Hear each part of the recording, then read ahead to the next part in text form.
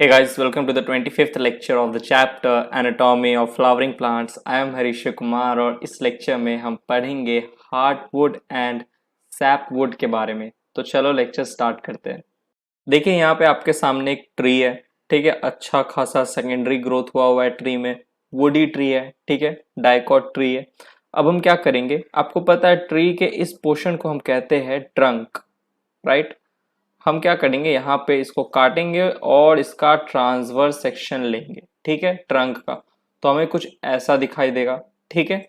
ये जो सेंटर वाला रीजन है इसे हम कहते हैं हार्टवुड, ठीक है। और जो पेरिफ्री पे जो ये जो वुड है इसे हम कहते हैं सैपवुड, ठीक है। अब आप याद करो, सेकेंडरी जाइलम को ही हम क्या वुड कहते हैं, बिल्कुल सही। Secondary xylem is known as would.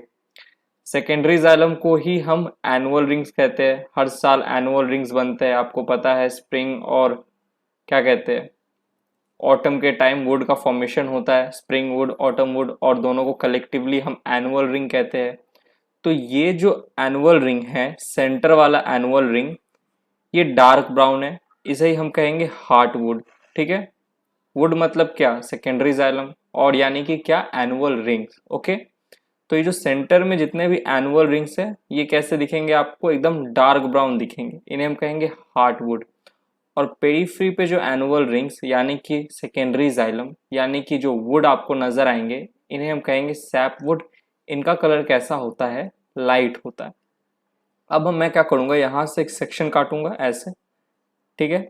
ये जो पूरा सेक्शन है इसको मैं आपको नेक्स्ट स्लाइड में दिखाऊंगा, कुछ ऐसा दिखेगा। ऑलराइट, ये हम आगे नेक्स्ट स्लाइड पे। यहाँ पे बीच में तो हमारा क्या है, बीच में हमारा ये पूरा का पूरा क्या है, ये है हमारा प्राइमरी जाइलम। आपको पता है प्राइमरी जाइलम, पेड़ की एज, ट्री की एज कितना भी पुराना हो, 100 साल 200 साल, प्राइमरी जाइलम एकदम सेंटर में आपको मिलेगा ही, ठीक है। और इसके बाद ये हमारा पहला रिंग है, ऑलराइट। ये दूसरा रिंग, ये तीसरा, ये चौथा, ये पांचवा और ये छठा, 6 रिंग है। बीच के जो 4 रिंग हैं ये क्या है, हार्टवुड। और पेरीफ्री पे ये जो पांचवा और छठा रिंग है ये है सैपवुड। अब देखो, एक ट्री है, ट्री की एज बहुत ज्यादा है, ठीक है। ट्री धीरे धीरे क्या कर रहा है, ग्रो कर रहा है, ट्री का एज बढ़ रहा है। तो क्या ट्री पे नए ब्रांचेस आएंगे, आएंगे, ट्री पे नए ब्रांचेस आएंगे, ट्री पे नए लीव्स आएंगे।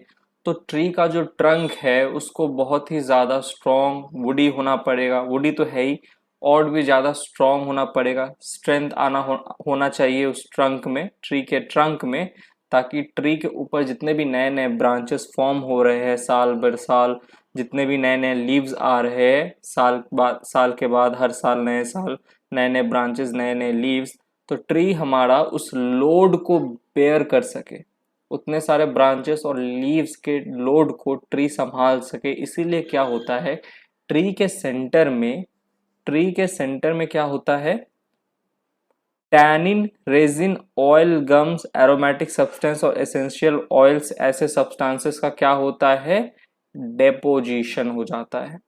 जिसके कारण जो कलर है, सेंटर वाले जो हमारे ये जो 4 रिंग्स है, इनका कलर डार्क ब्राउन हो जाता है, इन वुड का कलर डार्क ब्राउन हो जाता है, और ये वुड बहुत हार्ड हो जाते हैं। ये जो हार्ड वुड है, हार्ड होते हैं, क्यों, क्योंकि इनमें टैनिन, रेजिन जैसे सब्सटेंस का क्या होता है, डेपोजिशन हो जाता है, जिसके कारण हार्ड हो जाते हैं, और ये प्रोवाइड करते हैं मैकेनिकल सपोर्ट टू प्लांट्स, ठीक है। लेकिन अगर बात करें सैप वुड की, तो सैप वुड में ऐसा कोई डेपोजिशन नहीं देखने को मिलता ये टैनिन या रेजिन का, ठीक है। किसी तरह का डेपोजिशन आपको सैप वुड में नहीं देखने को मिलेगा, इसीलिए इनका कलर लाइट होता है। इनका भी एक फंक्शन है, ये क्या करते हैं, helps in sap conduction from root to leaf. Ascent of sap का मतलब आप जानते हैं, एसेंट ऑफ सैप का मतलब क्या होता है, transport of water plus mineral. Sap क्या होता है, सैप होता है वाटर प्लस मिनरल्स। और एसेंट ऑफ सैप का मतलब क्या है, transport of water and minerals from down, from root to upwards, towards upwards मतलब ऊपर की तरफ, मतलब टू लीफ। इसी को कहते हैं एसेंट ऑफ सैप। यानी कि सैप कंडक्शन में ये सैप वुड क्या करेगा, हेल्प करेगा, help in the transport of what, water and minerals from root to leaf. Alright, but ऐसा कोई फंक्शन हार्टवुड नहीं कर पाता। देखो सैपवुड में जो ट्रैकेट्स ऑफ वेसल्स है इनका ल्यूमन जो होता है फ्री होता है, लेकिन जो डार्क ब्राउन जो हार्टवुड है इनमें इतना ज़्यादा टैनिन और रेजिन का क्या कहते हैं डिपोजिशन हो जाता है कि जो हार्टवुड में जो ट्रैकेट और वेसल्स थे उनका ल्यूमन ब्लॉक हो जाता है। तो इसके कारण जो हार्टवुड है ये किसी तरह का कंडक्शन नहीं कर पाते हैं। इनका फंक्शन होता है ट्री को मैकेनिकल सपोर्ट प्रोवाइड करना। लेकिन सैपवुड फिजियोलॉजिकली एक्टिव होते हैं और सैप कंडक्शन करते हैं। क्या हार्टवुड फिजियोलॉजिकली एक्टिव होते हैं? नहीं। क्या सैपवुड होते हैं? हाँ, क्योंकि सैपवुड में जो ट्रैकेट और वेसल्स है ये फ्री होते हैं, इनमें किसी तरह का डेपोजिशन नहीं देखने को मिलता है। तो ट्रैकेट और वेसल के थ्रू जो सैपवुड है यानी कि जो ट्रैकेट और वेसल्स है सैपवुड में ये क्या करते हैं? वाटर का कंडक्शन करते हैं। तो ये वाटर का कंडक्शन कैसे हो रहा है? जाइलम से। जाइलम ही ना ट्रैकेट और वेसल्स क्या है? जाइलम है। तो सैपवुड में जो जाइलम है यानी कि जो ट्रैकेट और वेसल है इनका ल्यूमन फ्री है, लेकिन हार्डवुड में जो जाइलम है इनका जो ट्रैकेट और वेसल्स है वो ब्लॉक हो चुका है, तो फिजियोलॉजिकली एक्टिव नहीं है। चलो इतना समझ में आया। अब एक चीज देखो, यहाँ पे मैंने टोटल 4 हार्टवुड बनाया है। 4 रिंग है हार्टवुड का और 2 रिंग है सैपवुड का। ठीक है, अब ये जो पहला रिंग है ना ये एक फर्स्ट रिंग सपोज अगर ये 1 इंच का है तो इससे जो दूसरा रिंग होगा ये 1 इंच और ज्यादा होगा, यानी कि दूसरा रिंग 2 इंच का होगा, तीसरा रिंग 1 इंच और ज्यादा होगा। इसलिए देखो रिंग को मैंने बड़ा बड़ा बनाया है, इसको इतना बड़ा बनाया, ये और बड़ा है। तो रिंग का जो साइज है ना बड़ा है। देखो लास्ट में जो 5वां रिंग है वो 5 इंच का है, छठा रिंग जो है वो 6 इंच का है। रिंग का साइज क्या है? ज्यादा है कंपेयर टू पुराना वाला रिंग। तो पहला रिंग 1 इंच, दूसरा 2 इंच, तीसरा रिंग 3 इंच, चौथा रिंग 4 इंच, चारों रिंग हार्टवुड के। पांचवा रिंग 5 इंच, छठा रिंग 6 इंच, पांचवा रिंग और छठा रिंग सैपवुड के। ठीक है, तो मैं कह सकता हूँ size and amount of sapwood अगर हम कैलकुलेट करें तो 5 + 6 टोटल 11 इंच का हमारा सैपवुड है। ठीक है, टोटल 11 इंच का। ऑलराइट, अब देखो नया साल आया, 1 साल बीत गया, हमारा जो ट्री था वो ग्रो किया। ठीक है, ट्री ग्रो किया तो एक और नया रिंग बन गया, 7वां रिंग, जो कि छठे रिंग से 1 इंच ज्यादा था। ठीक है, छठा रिंग 6 इंच का था, 7वां रिंग 7 इंच का, तो एक और नया रिंग बन गया। तो आप सोचोगे कि अच्छा पहले 2 सैपवुड के रिंग थे, 7वां रिंग आ गया तो 3 सैपवुड के रिंग हो जाएंगे। ऐसा नहीं होता।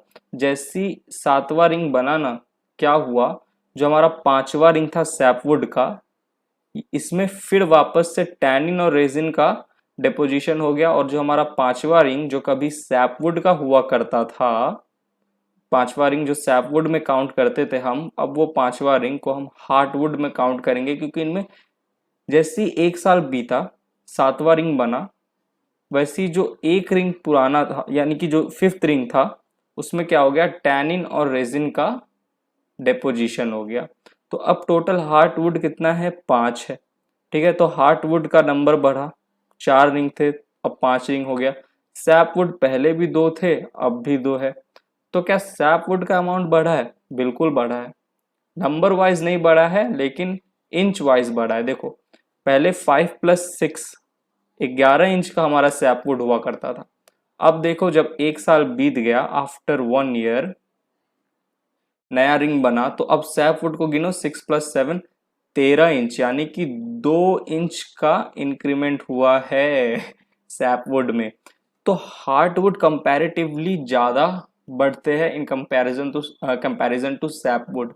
हार्टवुड में देखोगे तो सीधा का सीधा एक एक्स्ट्रा रिंग ऐड हो गया। पहले 4 रिंग था हार्टवुड में, अब 5 रिंग हो गया। सैपवुड भी बढ़ते हैं लेकिन सैपवुड देखो क्या हुआ, पहले भी 2 थे अब भी 2 है, लेकिन इंच वाइज बड़े हैं। पहले 11 इंच के हुआ करते थे सैपवुड, अब 13 इंच के है। ठीक है, समझे इस चीज को? चलो अब हार्डवुड के बारे में कुछ कहना चाहूंगा। हार्डवुड क्या है? Resistant to attacks of micro organisms and insects. Insect और माइक्रो ऑर्गेनिज्म आसानी से हार्डवुड पे अटैक नहीं कर सकते क्योंकि हार्डवुड रेजिस्टेंट होता है। क्यों होता है? क्योंकि हार्डवुड में टैनिन और रेजिन का डिपोजिशन है। तो आप देखोगे घर में जो भी हम फर्नीचर बनाते हैं, डाइनिंग टेबल हो गया, सोफा हो गया, अलमीरा हो गया, जो भी फर्नीचर बनाते हैं हम कोशिश करते हैं कि हम हार्डवुड का बनाएं। एक्सपेंसिव होता है हार्डवुड ऑब्वियसली, लेकिन हम हार्डवुड का ही फर्नीचर बनाते हैं। तो इससे क्या होता है, फर्नीचर माइक्रो ऑर्गेनिज्म और इंसेक्ट रेजिस्टेंट होता है। दीमक जो टर्माइट्स होते हैं वो नहीं लगते हार्डवुड्स में जल्दी, क्योंकि हार्डवुड्स में टैनिन और रेजिन का डिपोजिशन है। तो जो टर्माइट होंगे ना, वो जल्दी हार्डवुड पे नहीं लगेंगे, क्योंकि हार्डवुड क्या है, रेजिस्टेंट है, क्योंकि इनमें टैनिन रेजिन का डिपोजिशन है। तो टर्माइट रेजिस्टेंट होते हैं हार्डवुड। ऑलराइट, अब एक और चीज देखो, हार्डवुड जो होते हैं ये कभी मॉइस्चर को इनवाइट नहीं करेंगे। यानी कि रेनी सीजन के टाइम आप देखते हो हमारा जो डोर होता है वो फूल जाता है। क्यों? क्योंकि वो मॉइस्चर को एब्जॉर्ब कर लेता है, क्योंकि वो जो डोर है ना वो सैपवुड का बनता है। बहुत लोग ना थोड़े पैसे वैसे बचाते हैं तो सोचते हैं कि डोर जो है, बहुत लोग क्या, हमारा खुद का फैमिली क्या होता है, तो हम लोग डोर वोर थोड़ा सस्ता वुड का बनवा लेते हैं, सैप वुड का बनवा लेते हैं। तो जब भी बारिश होता है तो जो दरवाजा होता है ना फूल जाता है, क्योंकि उसने मॉइस्चर को इनवाइट कर लिया है। सैप वुड का दरवाजा था, तो हम बंद करते हैं ना तो लगता नहीं है, जल्दी बंद ही नहीं होता, और एक बार बंद हो जाता है तो फिर खुलने में भी बहुत तेज धक्का देना पड़ता है, क्योंकि वो दरवाजा जो है, हमारा जो वुड का जो डोर है वो सैप वुड का बना था। और सैप वुड क्या करते हैं, आसानी से मॉइस्चर को एब्जॉर्ब कर लेंगे, मॉइस्चर को इनवाइट कर लेंगे अपने अंदर। लेकिन हार्डवुड, इनमें टैनिन और रेजिन का क्या है, डिपोजिशन है। ये आसानी से मॉइस्चर या क्या कहते हैं, ह्यूमिडिटी जो पानी होता है उसको इनवाइट नहीं करते हैं। बारिश के सीजन में जल्दी मॉइस्चर इनवाइट नहीं करेंगे हार्डवुड, करेंगे एकदम करते ही नहीं है, रेजिस्टेंट होता है। क्यों? क्योंकि इनमें टैनिन और रेजिन का क्या होता है, डिपोजिशन होता है। तो हार्डवुड डू नॉट इनवाइट और absorb moisture, sapwood it does. Alright, hardwood resistant to the attack of micro organism and insect, sapwood are not resistant. Sapwood का अगर कोई फर्नीचर बनाओगे तो उसमें बहुत जल्दी दीमक लग जाएगा। ठीक है, चलिए इस चीज को समझा हमने। अब चलो moving on to the next slide. चलिए तो अब हम बात करते हैं एक चीज की। देखिए हमने अभी क्या कहा कि हार्डवुड डार्क ब्राउन हो जा रहा है, हार्ड हो जा रहा है। क्यों? क्योंकि इसमें टैनिन, रेजिन, ऑयल्स और गम्स का क्या हो रहा है, सिक्रीशन हो रहा है, डिपोजिशन हो रहा है। ठीक है, बट क्या आपने ये सोचा है कि ये कैसे हो रहा है? क्योंकि जो हार्डवुड है इसमें जो ट्रैकिड और वेसल्स है ये तो डेड है। ट्रैकिड और वेसल्स जो होते हैं जाइलम के ऐसे एलिमेंट होते हैं जो डेड होते हैं। अब डेड एलिमेंट कैसे सिक्रीशन या डिपोजिशन कर रहे हैं? तो कहाँ से ये डिपोजिशन हो रहा है हार्डवुड के अंदर? कहाँ से टैनिन, रेजिन, ऑयल, गम्स आ रहे हैं इन हार्डवुड के अंदर, जिसके कारण ये हार्डवुड हार्ड हो जा रहा है? तो इस चीज पे चर्चा करते हैं। देखिए हार्डवुड में टाइलोसिस प्रेजेंट होता है और सैपवुड में टाइलोसिस एब्सेंट होता है। अब ये टाइलोसिस क्या है इस चीज को समझेंगे। यहाँ पे मैंने एक जाइलम वेसल बनाया है, ये हमारा क्या है, जाइलम वेसल है। ठीक है, और वेसल के अंदर यहाँ पे देखिए क्या है, लिग्निन का डिपोजिशन है, लिग्निन डिपोजिशन। ऑलराइट, लिग्निन का क्या है, डिपोजिशन है किन में, जाइलम वेसल में, जो कि होता ही है, ये हमने ऑलरेडी पढ़ के रखा है। और जाइलम वेसल के बगल में यहाँ पे जाइलम पैरेन्काइमा है। ठीक है, जाइलम पैरेन्काइमा। और इधर पे देखिए जहां जहां लिग्निन का डिपोजिशन नहीं है, इस जगह पे, इस जगह को, इस जगह को, इसे हम कहेंगे पिट्स। ठीक है, पिट्स क्या रीजन है, पिट्स ऐसे रीजन है जाइलम वेसल के जहां पे लिग्निन का डिपोजिशन नहीं है। ऑलराइट, तो अब ये जो बगल में जो जाइलम पैरेन्काइमा है ना, ठीक है, जो कि जाइलम वेसल के पास है, जाइलम वेसल कैसा, पाइप लाइक स्ट्रक्चर है। ठीक है, तो ये जो जाइलम पैरेन्काइमा है इसके अंदर फॉर्मेशन होता है lignin, sorry, resin, tannin, oil और गम्स का। ठीक है, यहाँ पे क्या था, लिग्निन का डिपोजिशन था। ऑलराइट, और यहाँ पे जाइलम पैरेन्काइमा है, इस तरफ भी है। ऑलराइट, तो ये जो जाइलम पैरेन्काइमा के सेल्स है इनमें क्या होगा, फॉर्मेशन होगा रेजिन, टैनिन, ऑयल, गम्स, इन सब एरोमेटिक सब्सटेंसेस का, और भी जो एरोमेटिक सब्सटेंसेस है उनका क्या होगा, फॉर्मेशन होगा। और फॉर्मेशन होगा तो ये जो जाइलम पैरेन्काइमा के सेल्स है ना, इनमें एक टाइम के बाद इतना ज़्यादा फॉर्मेशन हो जाएगा कि ये जाइलम पैरेन्काइमा के जो सेल्स है ये ऐसे बलून के फॉर्म में यहाँ पिट वाले रीजन से बाहर आने लगेंगे। जहां जहां लिग्निन का डिपोजिशन नहीं है, जहां जहां पे पिट्स प्रेजेंट है, यानी कि वहां से क्या होगा, ये जो हमारे जाइलम पैरेन्काइमा के सेल्स है ये ऐसे बाहर आने लगेंगे, फूल जाएंगे, ठीक है, स्वेल हो जाएंगे और यहाँ बाहर आने लगेंगे क्योंकि इनमें बहुत ज्यादा अमाउंट में फॉर्मेशन होने लगा है लिग्निन और डिपोजिशन का।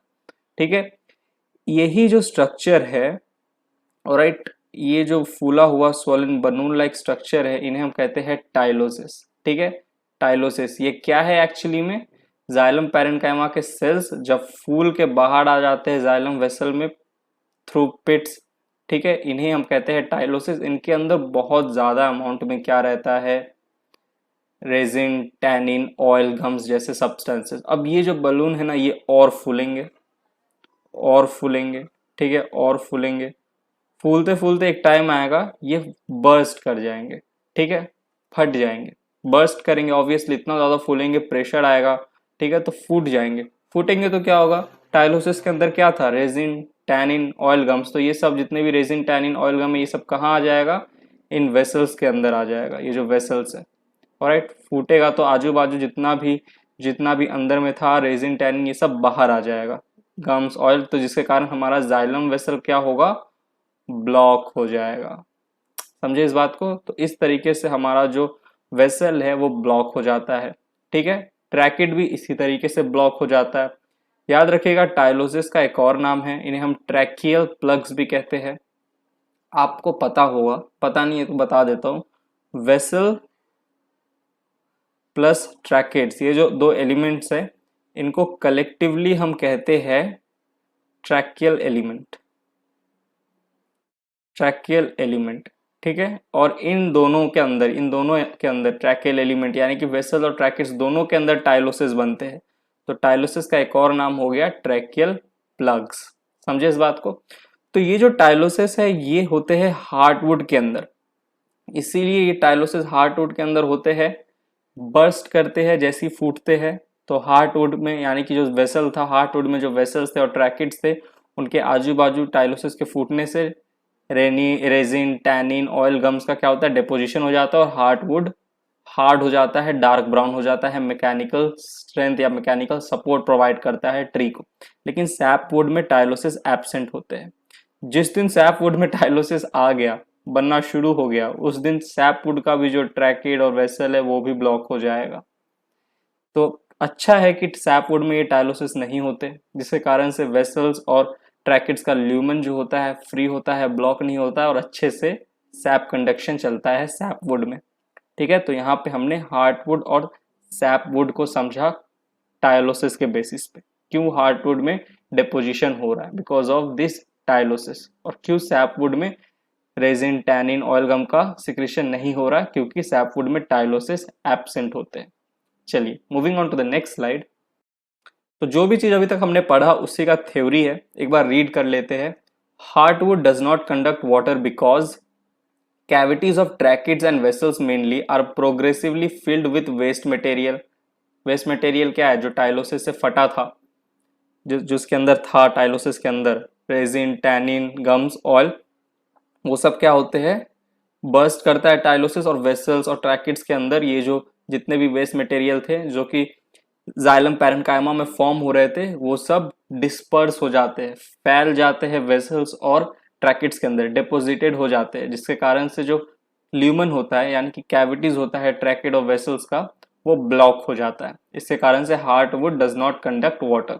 दूसरा पॉइंट, द ब्लैडर या balloon like ingrowth of parenchyma cells, tylosis की बात हो रही है, ठीक है, in the lumen of vessels mainly and tracheids through the pits के थ्रू, याद करो वो बलून निकल रहे थे, ठीक है, बलून या ब्लैडर लाइक इन ग्रोथ किसका हो रहा था, पैरेन्काइमा सेल्स का हो रहा था, क्योंकि पैरेन्काइमा में बहुत ज्यादा अमाउंट में फॉर्मेशन हो रहा था, किसका, रेजिन, टैनिन, गम्स, ऑयल्स का। Such bladder like ingrowth are called tylosis और ट्रेकियल प्लग। ठीक है, tylosis block the conduction of water, ये क्या करते हैं, वाटर कंडक्शन को ब्लॉक कर देते हैं। टाइलोसिस बर्स्ट करते हैं जिसके कारण से जितना भी रेजिन था, टैनिन था, ऑयल था, गम था, ये सब जाके सिक्रीट हो जाता है, फैल जाता है, डिपोजिटेड हो जाता है जाइलम और सॉरी वेसल्स और ट्रैकिड्स के ल्यूमन में, जिसके कारण से कंडक्शन ऑफ वाटर ब्लॉक हो जाता है। तो ये चीज़ ध्यान रखिएगा। यहीं पे हमारा हार्टवुड एंड सैपवुड वाला लेक्चर होता है समाप्त।